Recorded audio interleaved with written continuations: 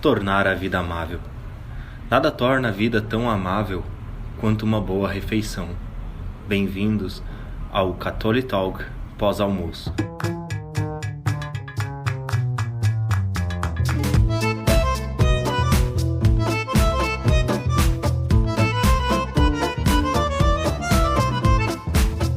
Isso aí! Exatamente. Aquela espreguiçada, né, senhor Vinícius? Exatamente. Como estava o almoço? Tava bomba.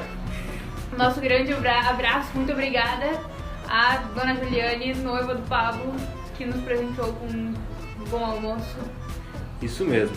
Então, isso faz parte, né, realmente, assim, tirando a parte da brincadeira, mas o que esse livro tem para nos ensinar agora no final dessa trilogia é sobre tornar a vida amável, né? E não tornar a nossa vida amável, consequentemente também viveremos de uma forma onde teremos essa tranquilidade assim de viver uma vida amável, mas o livro nos chama muita atenção em tornar a vida do próximo amável, porque nisso consiste a virtude que nós pulamos antes, né, Vini? O amor? Exatamente. A caridade. Então acho que seria um bom início, né? Vamos, como dissemos antes, falaremos sobre aquela virtude no episódio de agora. Esse tornar a vida amável, ele vem lembrar uma coisa importante, né, da vida espiritual.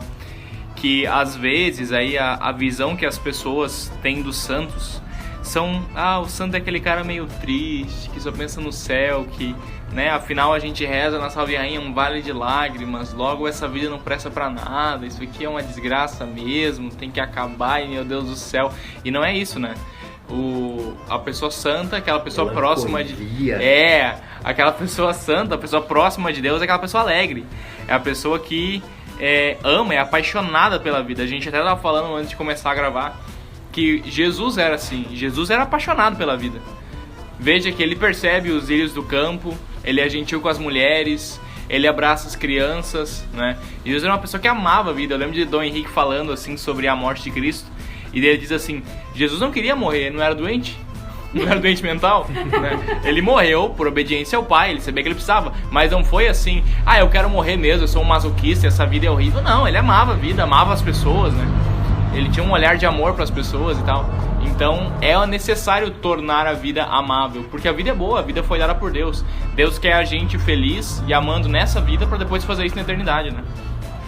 E assim como o fim dessa trilogia é basicamente colocar em prática tudo o que aprendemos, né? Como a gente falava antes, que a virtude da caridade é a única que vai estar presente no céu, que é o amor, que é o novo mandamento, né? Que Cristo nos deixa. É exatamente isso. É através de compreendermos a necessidade, a importância e a vivência da oração, depois de edificarmos a nossa vida em busca da santidade com as virtudes, nós realmente sermos aquele evangelho que não precisa ser falado, né? Mas sim vivido, que nós podamos, aquela belíssima frase, né? Que palavras comovem e exemplos arrastam. Ela nos traz exatamente isso, né? E o livro ele traz de uma forma muito prática e pontual. Por exemplo, como é agradável a gente se sentir compreendido em casa, né? Que todos nos entendam em casa, ou no serviço, ou em qualquer outro lugar, né? Meu chefe só vê meus defeitos. Meu marido não me compreende, né? Mas o livro ele traz justamente esses pontos para que possamos fazer uma reflexão, para que possamos entender daqui a pouco por que isso está acontecendo, né? Até, meu pai não me entende, só briga comigo, né? Tem o ponto do jovem, que é jovem, que só quer isso, reclamar, né? E tem o ponto de que realmente, daqui a pouco, né? Mas que a gente possa compreender o que acontece com o outro antes de julgar. E aí entra muitas coisas, né? Por exemplo, até a questão da boa fama, né? Todos têm direito à boa fama e tudo mais. Mas... E a gente comentou... Teve um episódio que a gente comentou sobre isso, né? Acho que foi lá no episódio sobre penitência, sobre mortificação. O padre Rafael explica isso da boa fama, então se você não viu, volta pro episódio lá. Exatamente.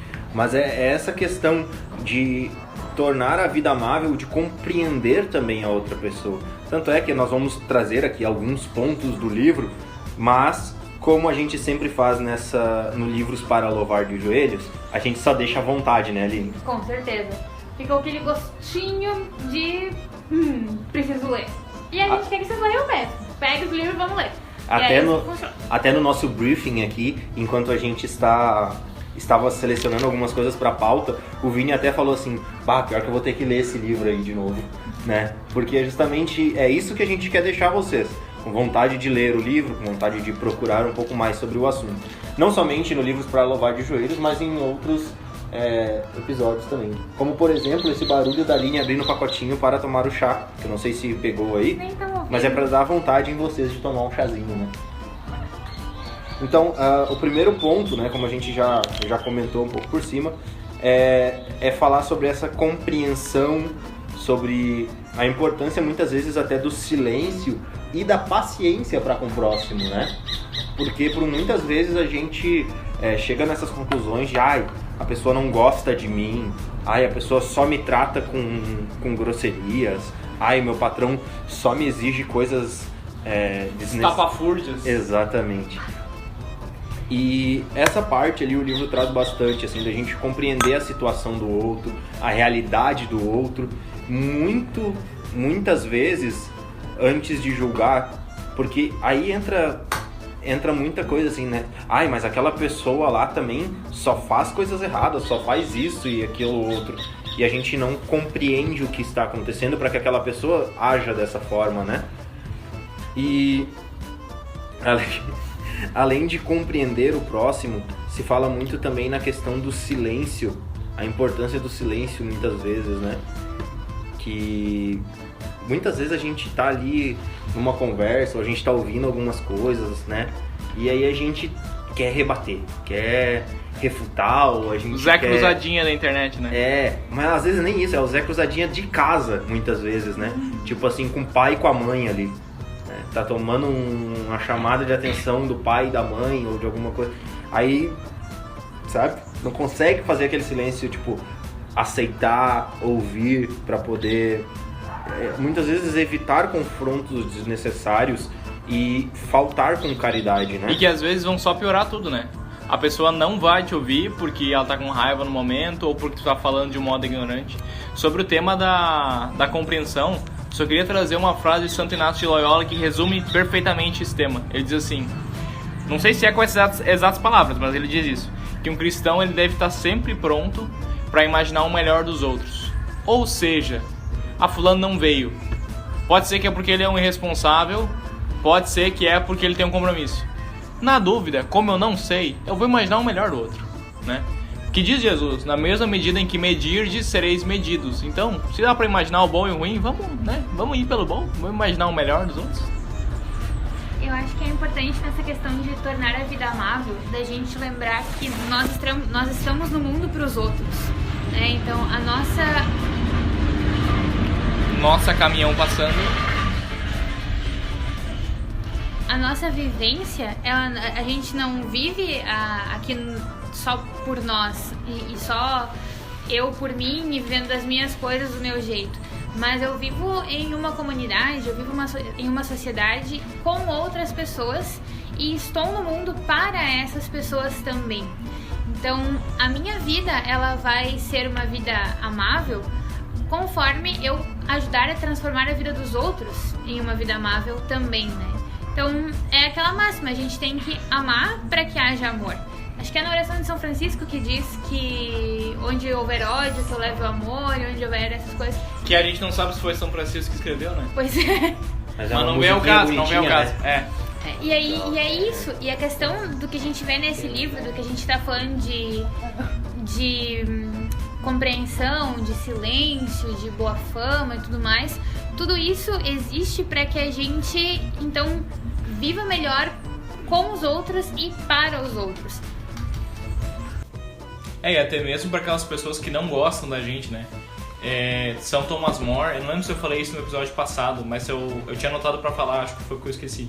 Ele escreveu com carvão na parede da prisão dele lá. Ele escreveu com carvão porque tinham tirado já os papéis e tirado a caneta dele, porque ele estava escrevendo e queriam fazer ele sofrer o máximo possível para ele desistir. e daí ele escreveu uma sequência de frases, assim, que é um pensamento, um raciocínio que ele fez. Eu não lembro a exata ordem, mas era algo mais ou menos assim. Todo mundo vai ser julgado, né, diante de Deus. Mesmo as pessoas que não gostam de mim, mesmo meus inimigos, né? Se esses inimigos forem pro céu, eles vão ficar lá eternamente comigo, caso eu vá pro céu, obviamente, né? E aí a gente vai ser amigo eternamente. Então não faz sentido eu não gostar, eu ter raiva de alguém que vai ser meu amigo eternamente. Se esses inimigos forem julgados e forem pro inferno, então não tem por que eu ter raiva deles, na verdade eu tenho que ter pena deles, né? Porque eles vão sofrer pra sempre. Ou seja, essa compreensão assim do outro, né? Eu acho muito interessante esse pensamento que ele faz, de até mesmo pensar, mesmo aquele cara que me faz mal e tal, vai saber o que se passa no coração dele, né? Só Deus conhece, talvez ele na cabeça dele tá fazendo certo e tal. Então não dá pra dizer que ele... não, com certeza esse cara vai pro inferno, não sei o quê. Até porque sobre isso tem aquela coisa, né? Quando a gente deseja um inferno pros outros, a gente ganha ele pra nós. Assim como quando a gente deseja o céu pros outros e se esforça para que os outros possam ir pro céu, a gente ganha ele pra gente também. E acho que nisso entra também, é isso que a gente já tava falando, de facilitar a vida dos outros, né? Porque assim como nós estamos no mundo para os outros, nós estamos no mundo com os outros, e a gente deve fazer o máximo para que todos nós vivamos bem e cheguemos ao céu juntos.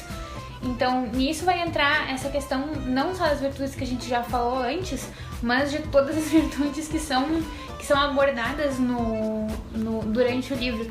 E a gente vai perceber que, na verdade, não são coisas estratosféricas, assim, coisas apoteóticas que a gente nunca na vida usa, uma vez na vida e uma vez na morte. São coisas cotidianas, são atitudes e práticas que a gente faz no dia a dia, né? Então, na simplicidade da nossa vida e levando, né? Então, quando que eu vou usar compreensão? Sempre. Quando que eu vou usar as minhas habilidades de diálogo? Sempre, né? Paciência, bom humor e assim por diante. Em todos os momentos. E além de tudo isso, né? Até por esse fato da compreensão, o livro traz também uma questão sobre a discussão, né? Porque assim, a compreensão, o silêncio, a paciência que a gente vem dizendo até agora, às vezes ela não é possível, às vezes a gente não consegue, a gente chega num ponto de uma discussão. E aí, em discussão, existem dois segmentos, eu acho, de discussão, né? Tem uma discussão que é uma discussão saudável e tem uma discussão que é uma briga, né? E aí a gente entra naquela necessidade, né? De perder, às vezes até perder tempo, né? Gastar o nosso tempo com coisas desnecessárias, com discussões, com brigas, enfim.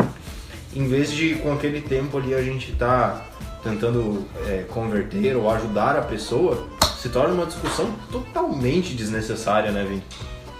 É o que a gente falava antes, né? Essas coisas comuns, infelizmente, ficar batendo boca na internet e tal. Cara, não vai mudar o modo de pensar de ninguém. No máximo vai afastar as pessoas, né? Porque, porque ele pensa assim, então não quero acompanhar nada dele mesmo, não sei o que.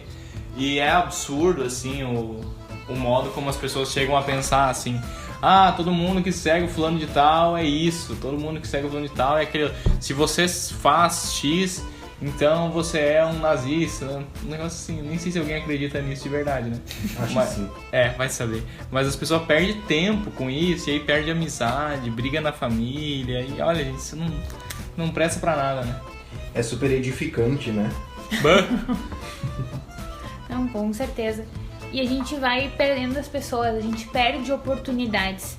Assim como muitas vezes a gente ouve não pode jogar as pérolas aos porcos, né? De questão de não gastar os nossos argumentos com quem não está interessado mesmo em ouvir e mudar de ideia.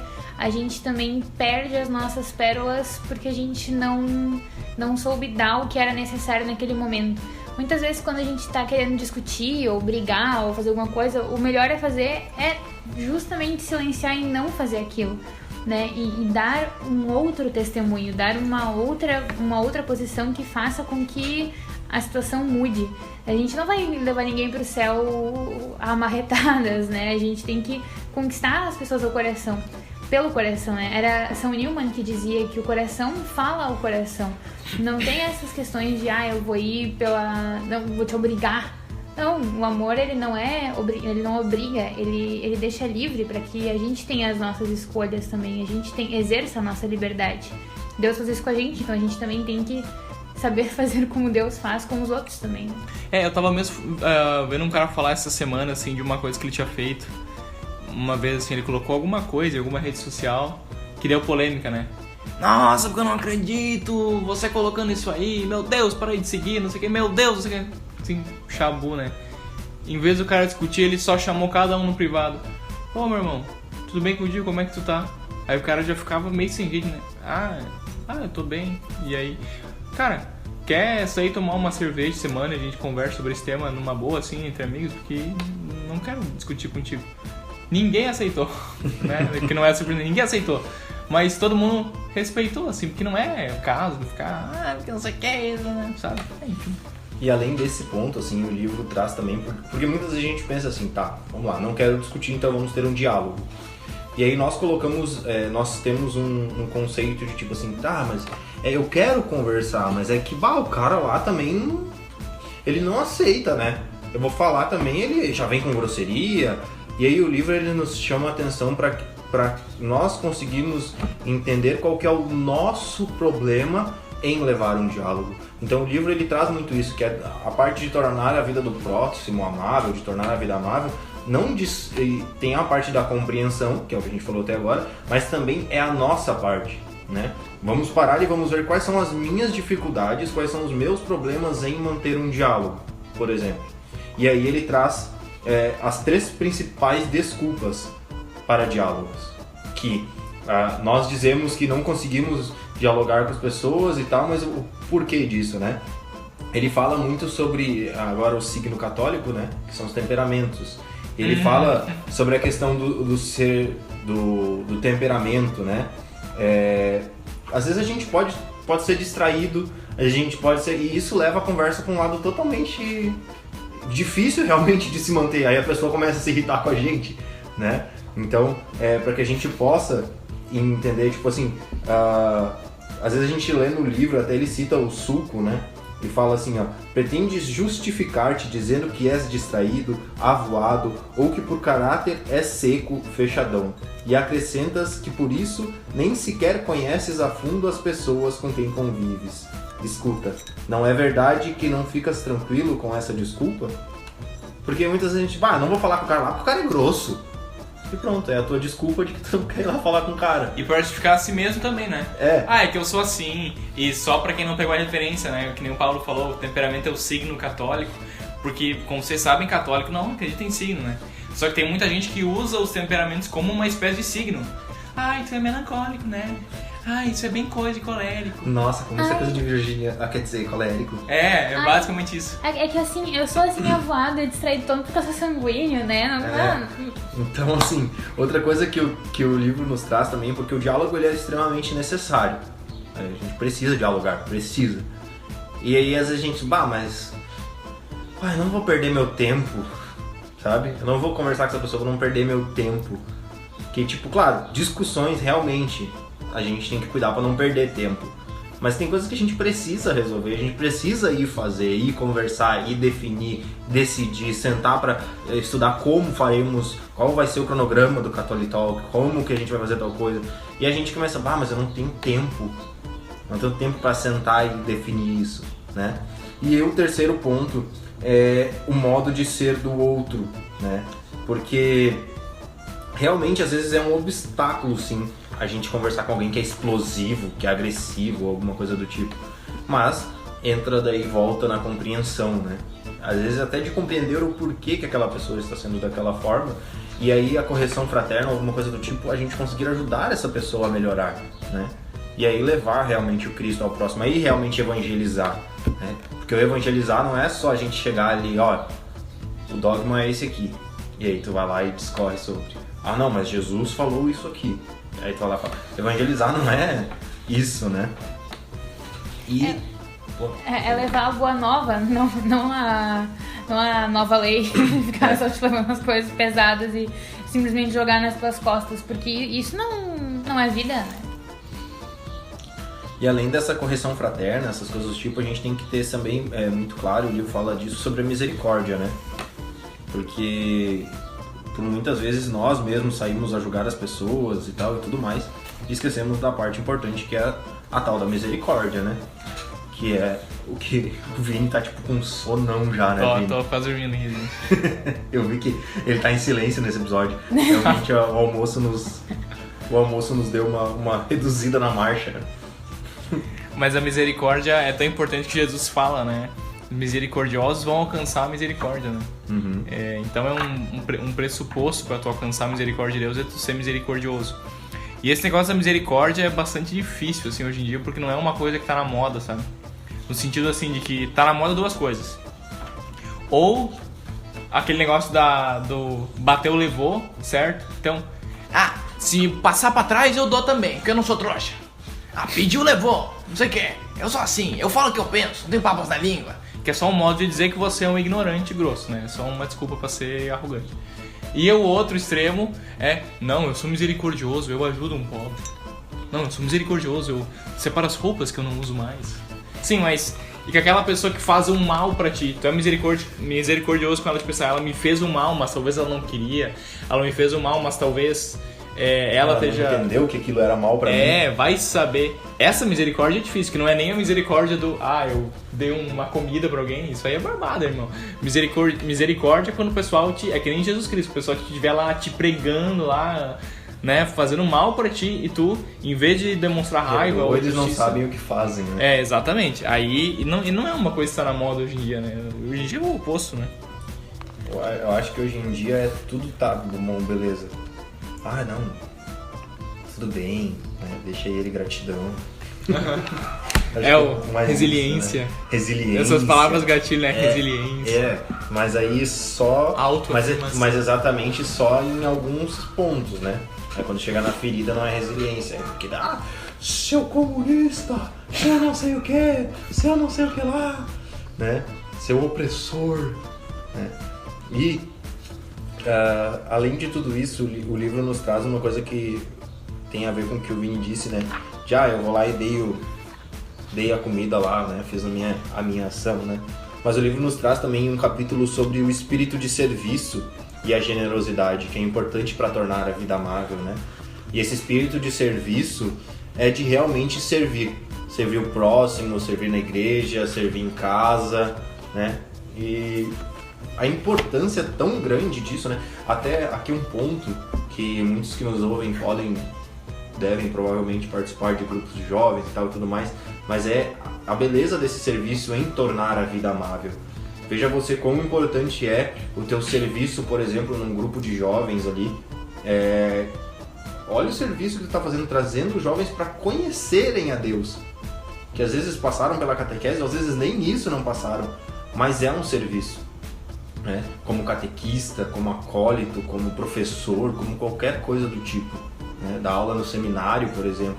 Olha o serviço, e aí vem a parte, aí entra muitas outras coisas, né? Dá para juntar com Thomas More, santificar o serviço, né? Mas que possamos ter esse espírito de servir, assim como Cristo, que é o Rei dos Reis, veio para servir. Só foi isso que ele fez, né? E eu acho que também entra aquela questão de serviço, não só no servir de trabalhar e fazer um trabalho, né? Fazer um serviço no sentido que a gente tem, mas também de estar ali para servir os outros. De fazer o que Jesus fez mesmo, de vir e lavar os pés dos discípulos e estar ali e se adiantar para ser o primeiro a servir. Então, tipo, eu tô na minha família, eu tô vendo que tem alguma coisa fora do lugar, algum problema que precisa ser resolvido. Eu não vou esperar alguém chegar lá e resolver. Eu mesmo me adianto e vou e faço. Talvez não vai ficar da melhor forma, talvez não vai ser assim do jeito mais esperado, mas eu fui e fiz. Eu sei que minha mãe vai chegar cansada em casa e ainda vai ter que fazer a janta e tal. Bem, então eu faço a janta. Então eu organizo, eu preparo, eu ajeito. Talvez não vai ficar aquele estrogonofe maravilhoso que a mãe faz de janta às vezes, mas foi um serviço que tu fez, né? Tá no trabalho, eu vi que tem um colega meu que não tá muito bem, eu sei que tá passando por alguma dificuldade. é um servir também de chegar e dizer, escuta, vamos tomar um café, quem sabe daí tu me conta o que tá acontecendo, a gente, né, vê se eu posso te ajudar, ou até não tem intimidade suficiente, ele não vai te contar, mas dá um abraço, ou dá um sorriso, faz alguma coisa pra melhorar o dia dessa pessoa, isso também é servir. Né? E sempre servir com alegria, sempre servir com um sorriso no rosto, não importa o quão cansado tu esteja, não importa o quão dolorido tu esteja, assim, pode ser que tenham te esmagado até o fim, tu assim, ó, só o pó da rabiola, mas se te perguntarem, tu pode fazer isso, tu vai e faz, né? Até a última gota, até o que não der mais, e te entrega, porque no fim das contas é pra isso que a gente serve, né?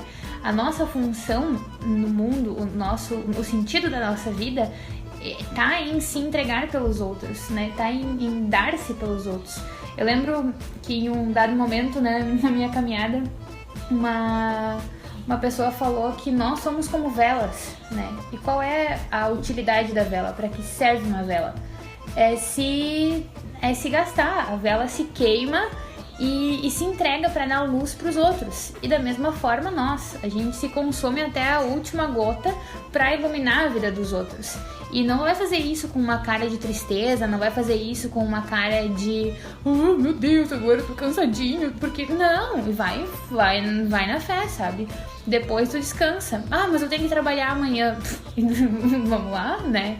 É isso, é doação, é entrega, porque a gente tá seguindo os passos do mestre, né? Jesus também fez isso e se entregou literalmente, né? Serviu literalmente. E quando Jesus lava os pés dos discípulos, né? Ele diz em seguida, né? Se eu que sou mestre, Senhor, vos lavei os pés, deveis fazer o mesmo. Se fizerdes isso, sereis felizes. Sereis felizes. Isso é uma coisa que o Senhor José Maria fala também. Eu acho que é ponto 51 do Sulco, acho que é isso. Mas que ele diz assim, que ninguém é feliz na Terra enquanto não se decidir a não ser feliz. Ué, como assim? Porque enquanto tá pensando, não, eu tenho que ser feliz, importa a minha felicidade, tu não vai se doar, se gastar, porque, não, afinal, parece que eu não vou ser feliz se eu fizer isso, né, passar trabalho e tal. Mas no fundo, quando a gente é egoísta e só pensa na gente, a gente não é feliz, a gente fica infeliz, a gente fica ensimesmado. Quando a gente esquece de nós mesmos, se gasta, serve, aquilo que a gente foi feito pra fazer, no final do dia, valeu a pena. Mas a gente nem pensou em ser feliz, a gente esqueceu dessa história. Então essa coisa, assim, pra gente realmente ser feliz, buscar essa felicidade, como é importante esquecer disso. Servir, viver cada dia e tal. Enquanto que se a gente faz o oposto, fica numa busca enlouquecida, eu tenho que ser feliz, não sei o que, fica numa coisa neurótica, assim, esquece isso tudo e se foca em si mesmo, e aí não tem como, né? Até porque a gente se perde nessa busca de felicidade por si só, né? A minha felicidade vai ser chegar em casa e tomar a minha cerveja. Aí tu chega, toma cerveja e acabou. E aí? E essa era a tua felicidade? Não, essa era a tua felicidade. A esperança que tu colocou, o desejo que tu teve o dia inteiro foi mais uma ansiedade para o momento que, na verdade... Tá, passa, né? não te preenche. É a mesma história que a gente sempre fala aí nas coisas mundanas e tudo mais, né? Mas, verdade, e aqui é muito importante, tá, pessoal? A gente sim é feliz, a gente sim é alegre, sim é necessário tudo isso, a gente falava antes, né? Mas até um cuidado, assim, porque tem uns pensadores por aí que dizem que quanto mais intelectual, quanto mais estuda, menos feliz se fica pela tristeza de conhecer o mundo, pela tristeza de conhecer as coisas. E uma charlatanice, né? Sim, aquele papo de que a ignorância é uma bênção, né? Não tem como a ignorância ser bênção, gente. Não, aí vem aqueles caras dizer assim, não, pois é, porque pode ver você cheio de dogmas e cheio de coisas, você não tem liberdade, não sente a alegria, não sei o que. Pô, cara, pelo amor de Deus, velho. Vai. Por favor, vai catar pouquinho, sabe? Então, assim, esse espírito de serviço e essa generosidade na qual vivemos é sim uma alegria para nós. Porque, lembrem, a virtude é uma predisposição habitual, né? Natural a nós. Então, se é natural, óbvio que isso nos faz bem, né? E não é uma questão de assim, nossa, como eu me sinto bem, meu. Eu me sinto bem, velho. Eu saí da missa só bem, mano. O que eu senti lá não tem explicação, meu. Né? Tipo, é uma coisa que exatamente não é a questão, né, Vini? não é o objetivo, não é o ponto, mas nos traz realmente uma alegria. E com isso, com essa alegria, nós podemos e damos o bom exemplo, né? O bom exemplo com as nossas ações e também com as palavras, né? Porque aqui o livro também nos chama a atenção a isso. Nessa questão das palavras, eu acho importantíssimo a gente falar bastante sobre isso, porque muitas vezes a gente não presta atenção nas coisas que a gente fala. E a gente vai... a gente tá num mundo que fala muitos palavrões, muitas palavras estranhas, muitas coisas pesadas e duras. E uma coisa que pra mim sempre foi muito certa é que a boca fala do que o coração tá cheio. Pra ti sempre foi certo? Não, mentira. Por muito tempo eu falei muito palavrão. Não é por isso que eu tô perguntando, é porque tu falou, mas eu acho que Jesus e Cristo falam isso aí, né? Ah, sim. Ah, tá. Tu falou pra mim sempre foi certo, eu pensei... Será que Sim. ela chegou mesmo como usando Jesus? Sim, eu ouvi dele. Mas por quê? Isso, vou contar o testemunho da minha vida, tá? Eu era uma adolescente meio revoltada e eu falava muitos palavrões, assim, de 10 palavras, 11 eram palavrões e era terrível, né?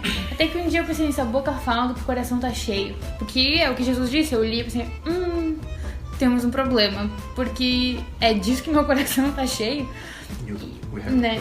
E a gente tem que pensar nisso, porque as palavras são o modo como a gente chega aos outros. Então, se eu falo palavras doces, os outros têm um modo doce, né?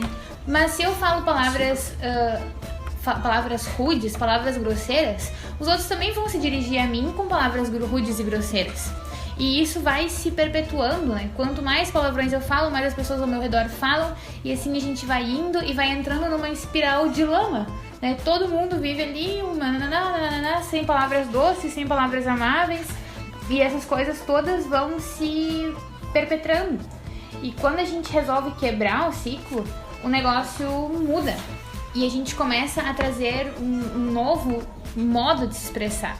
Até porque a gente não tem o vocabulário, né? A professora tem que fazer umas observações, né? Mas a gente não sabe usar as palavras, a gente não tem vocabulário, a gente fala as mesmas coisas. É uma bobagem, né? Então a gente vai falando um monte de coisas.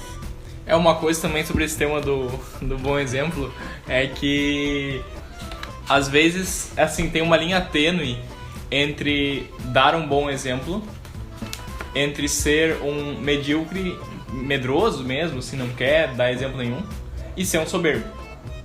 Geralmente a gente evita a soberba, ou seja, a gente nunca quer se colocar como exemplo pra nada, o que é legal, isso é bom.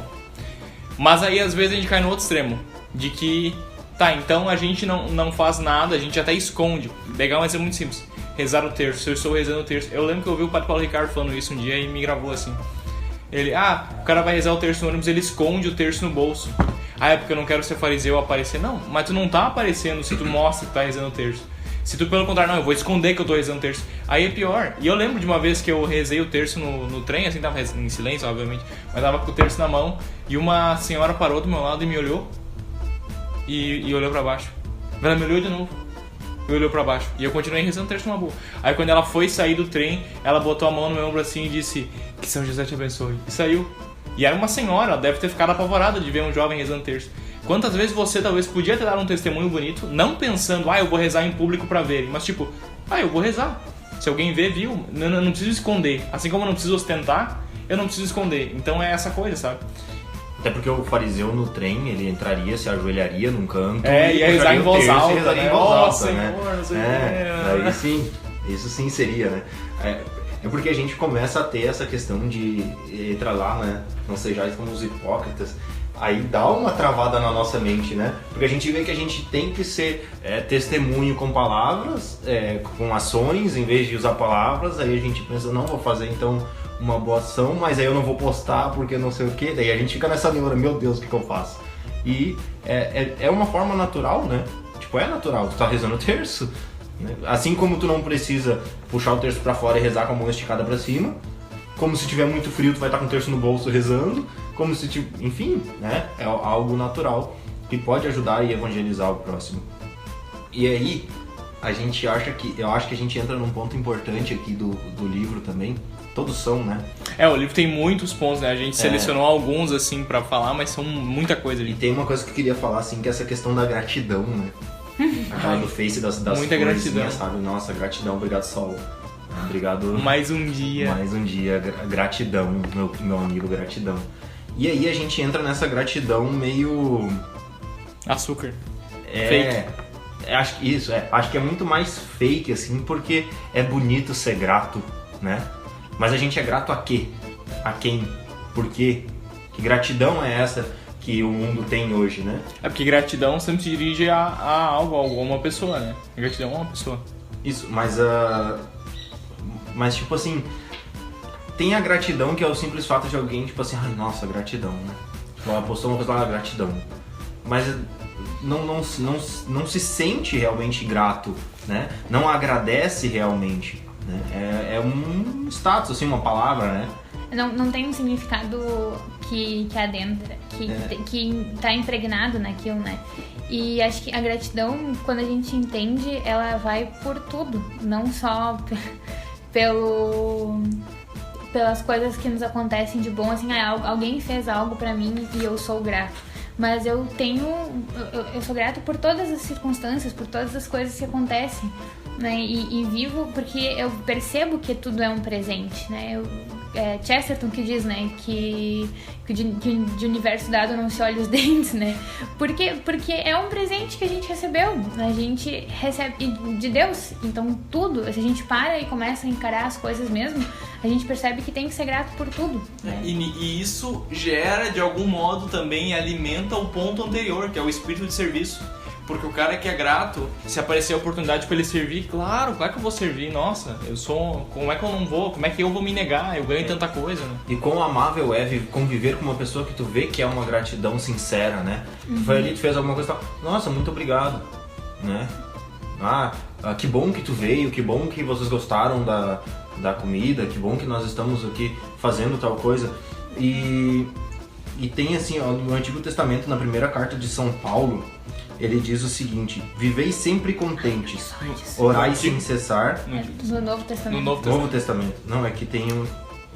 Tá. A primeira carta de Tessalonicenses. Vivei sempre contentes, orai sem cessar, em todas as circunstâncias dai graças, porque esta é a vosso respeito, a vontade de Deus em Jesus Cristo. Então, assim, entendeu? A diferença dessa gratidão para gratidão do Facebook. E em todas as circunstâncias dais graças, né? E aí que tá a questão de ser grato, mas de ser grato a Deus, porque aqui no livro ainda tem um ponto que diz assim, ó, certeza de que Deus nos ama com loucura, né?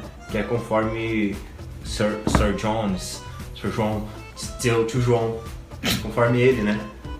Porque é ser grato a tudo, não somente as coisas boas, mas porque Deus ele nos colocou aquelas circunstâncias e o que está acontecendo, né? E nos permitiu viver aquelas coisas.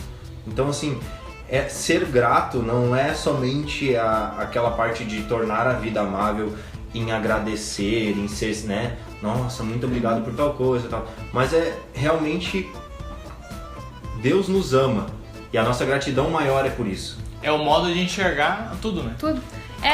Deu ruim, furou o pneu do carro. Não, graças a Deus que furou aqui, que eu tenho alguém que pode me ajudar a trocar o pneu, né? Vamos lá. Mas agora eu tive que me atrasar. Obrigada, senhor. Vai saber se não ia sofrer um acidente lá pra frente ou não, né? Mas isso vai ser tongo. Não, essa é a visão sobrenatural até as últimas consequências, assim. Não importa, tá ruim? Glória a Deus. Tá bom? Glória a Deus. Cabo da Ciolo. E aí entra também essa questão de, tipo assim, a gente pode aumentar um pouco para outro lado, que é vir naquelas questões de, tipo assim, por que eu estou aqui hoje, né? Por que eu estou nessa situação dando catequese para essas crianças, né? É ser grato a Deus por ter te colocado ali, porque através do teu serviço, enfim, ele quis que tu estivesse ali naquele dia, ou naquela hora, ou naquele momento, ou por que teu carro quebrou exatamente ali. Aí o cara que vem te ajudar começa a conversar ali sobre o pneu e tal, não sei o que, e daqui a pouco ele, tu tem um tercinho ali, tu conversa um pouco com o cara e ele precisava daquilo, né? Então é ser grato por todos os momentos que Deus nos deixa passar. pelas dificuldades, pelas dores, pelos sofrimentos, porque através do sofrimento nos santificamos também, né? E, por último aqui que a gente separou para falar, é a questão da bondade, né? Que é nos atermos a essa bondade. E que bondade? O que é a bondade hoje, né? Nesse mundo. Tem um outro livro, eu não sei se é do Francisco Fausto também, mas é um daqueles livrinhos pequenos da Quadrante, sabe? Aqueles livrinhos pequenos que a Quadrante tem, que se chama O Homem Bom. E aquele livro é muito interessante. A Aline me confirmou aqui que é do Francisco Fausto, obrigado, produção. Que ele explica assim que ser bom não é ser bonachão, ou seja, não é ser bobo. Às vezes pessoas acham que ser muito bom é ser bobo, ser bom é sinal de que vão te passar pra trás, coisa do tipo. E na verdade não, né? A bondade é uma coisa... Como é que a gente vai explicar? Porque o próprio Deus é a bondade, né? Mas assim, a bondade às vezes também é ser exigente, certo? Com o outro, por exemplo. Por isso que não é uma pessoa, por exemplo, né, que passa a mão na cabeça de todo mundo. Olha, não necessariamente ela é boa, porque isso tá fazendo bem para aquelas pessoas? Não, então como é que isso pode ser bondade, né? Então é uma coisa muito exigente para cada situação, mas é sempre buscar o melhor, é sempre buscar no fundo, o amor, né? Que é exigente, que é uma coisa que quando precisa ele é confortante, quando precisa ele é uma coisa muito exigente, uma coisa que queima, assim, né? Afinal, o amor não convive com o mal, por exemplo. Eu achei que o Paulo ia falar aqui. Não. É que tu tava no raciocínio muito, eu tava só prestando atenção no teu raciocínio. Sim. E eu achei que tu ia esticar ele. Mas é que aí a gente vai chegando numa conclusão, porque se a gente entra em outro ponto aqui do livro, a gente vai se perder em mais muito tempo. Pra né? sempre. Pra sempre. No Triângulo das Bermudas. Esse é mais um livro que é um para livro que, louvar por exemplo, a tua mãe, né, ele falou pra nós esses dias, sim. né? Que acho que ela começou a ler e voltou e foi não sei quantas vezes, né? Não, ela leu esse livro e ela pensou, meu Deus, eu não vivo nada disso aqui, vou reler. E releu. Eu ainda não vivo. E releu. Eu sei que ficou na cabeceira dela, ela leu tipo 1 ano esse livro, ficou lendo indefinitivamente, assim. Indefinidamente. Porque lembra quando a gente falava do livro espiritual, né? É basicamente isso. Terminou de ler, mas, bom, vamos reforçar tal ponto, eu quero ver de novo. Ainda dá pra rezar mais que isso aqui, dá pra aprender mais. Exatamente. E a trilogia se termina nisso, né? Nessa vontade de viver uma vida amável e de transformar a vida do próximo amável. O que pressupõe as virtudes e tudo começa no estar com Deus. Tchau. Grande abraço. Beijão.